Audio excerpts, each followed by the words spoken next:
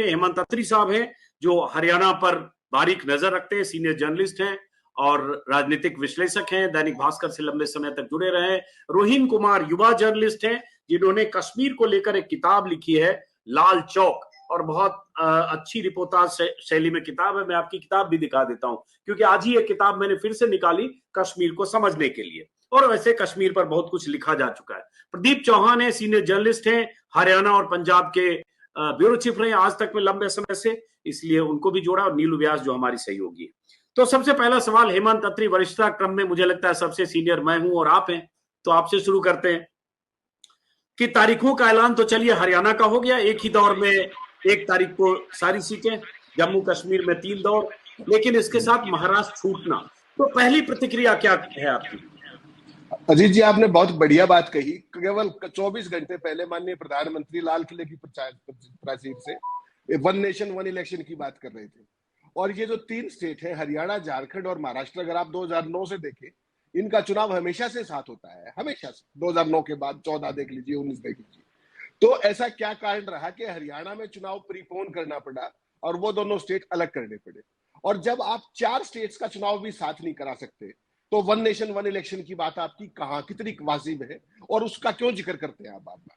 कहीं ना कहीं राजनीतिक एजेंडे को अपने हिसाब से देखिए। अजीत जी, एक बात हम सबको जाननी पड़ेगी, जम्मू कश्मीर का चुनाव जो अब कराया जा रहा है, जो हालात है लॉ एंड ऑर्डर के पिछले कुछ समय से दुर्भाग्यपूर्ण तरीके से, वो बहुत ही चिंताजनक हालात बने हुए थे।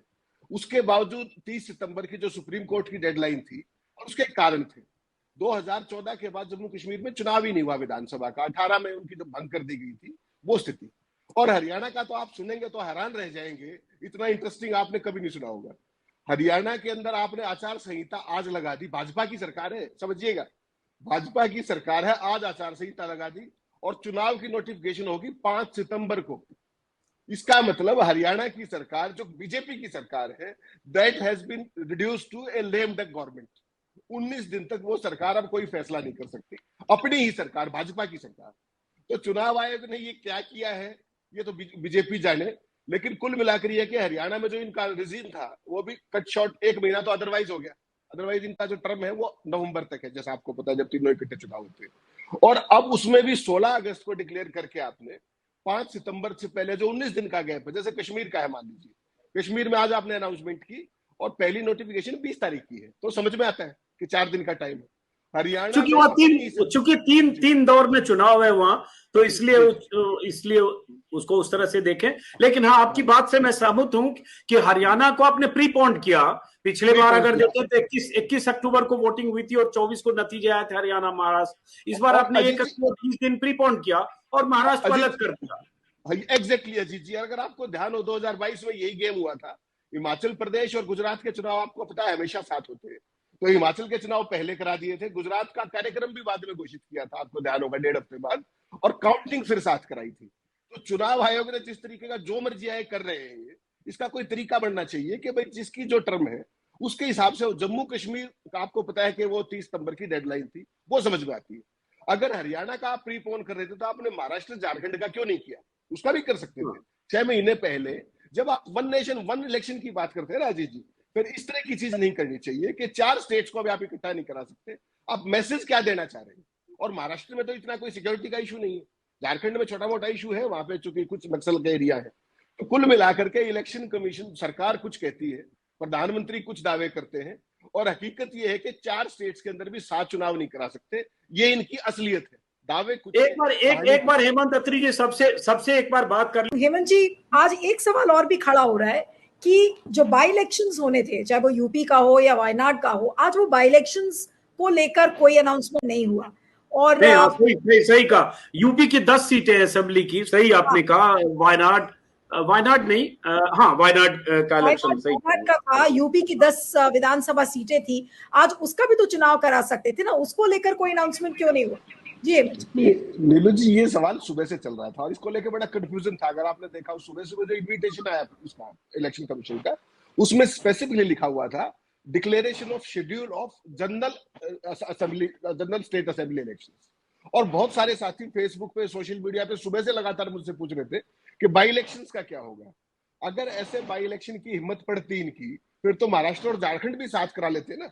Basically they are testing waters. और जो सबसे दो खराब स्टेट जिनकी आशंका है, जिनको ये लॉस्ट स्टेट मान रहे हैं, जैसा कई साथियों ने कहा, उनका चुनाव करा के पहले they are testing the waters.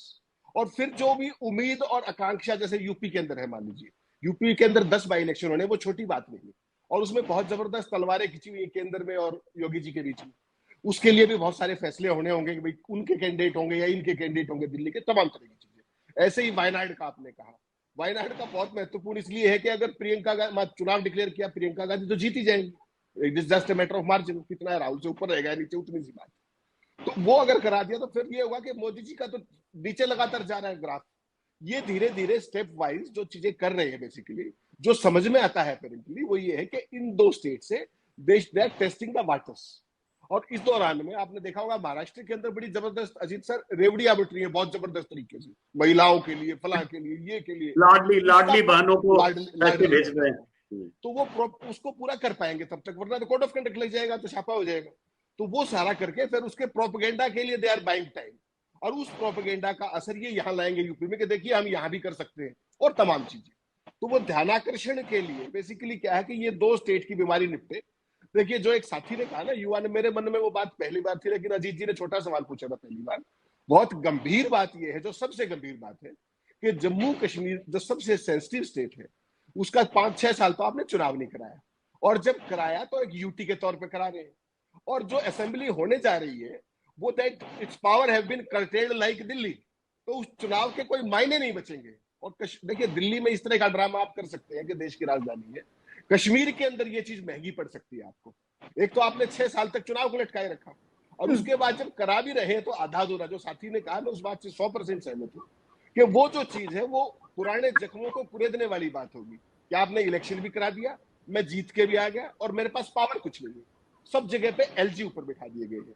तो इस चुनाव के नीलू जी कोई मायने नहीं है, और ये नुकसान करेगा अनलेस एंड अनटिल स्टेटहुड देते हैं। स्टेटहुड देना वो पहली प्रायोरिटी होनी चाहिए थी, और बाकी सारी, और वो करने में एक नोटिफिकेशन लगती है, कोई लंबी चौड़ी कहानी नहीं है। और फ्लोर ऑफ द हाउस पे गृह मंत्री जी ये कह चुके हैं कि फर्स्ट अवेलेबल अपॉर्चुनिटी पे हम करेंगे। तो वो फर्स्ट अवेलेबल अपॉर्चुनिटी कब आएगी? अब जिस तरह का लैंड ऑर्डर की सिचुएशन है अनफॉर्चुनेटली जम्मू कश्मीर में, उसको एसुएज करने का एक बेहतर तरीका ये होता है कि आप सबसे पहले उनको स्टेटहुड देते और उसके बाद चुनाव कराते। That needs a notification only. वो ना करके इसका मतलब साफ है कि आप चुनाव अधूरी मंशा से करा रहे हैं। वो दिल्ली वाले साहब जो शेरो शायरी कर रहे हैं वो एक अलग पक्ष है, लेकिन ताकत एलसी के पास ही रहेगी। दिस इज अनफॉर्चुनेट, एंड इस चुनाव का कोई मायने नहीं है, मैं नहीं मानता इसका कोई मायने है। और अत्रे साहब आप क्या कहेंगे अंत में? बहुत संक्षेप में आप दोनों से टिप्पणी मुझे चाहिए कि अब क्योंकि हरियाणा का चुनाव प्रीपोन किया गया है, तो क्या अब हम ये माने, और जिस तरीके के पॉलिटिकल डायनामिक्स दिख रहे हैं कि अभी तक का जो अलायंस है वो फॉर्म अप नहीं हो पाया महाराष्ट्र में, और एक नाथ शिंदे और अजीत पवार के बीच में जो सीटों का बंटवारा है उसको लेकर जो घालमेल चल रही है, जो एक प्रॉपर अलायंस में सीट शेयरिंग की बात होती है, वो चीजें नहीं हुई है, तो क्या आप महाराष्ट्र का चुनाव थोड़ा डिलेड देखेंगे या फिर उस पर जल्द कोई विचार विमर्श हो सकता है? आप इसको कैसे देखते हैं?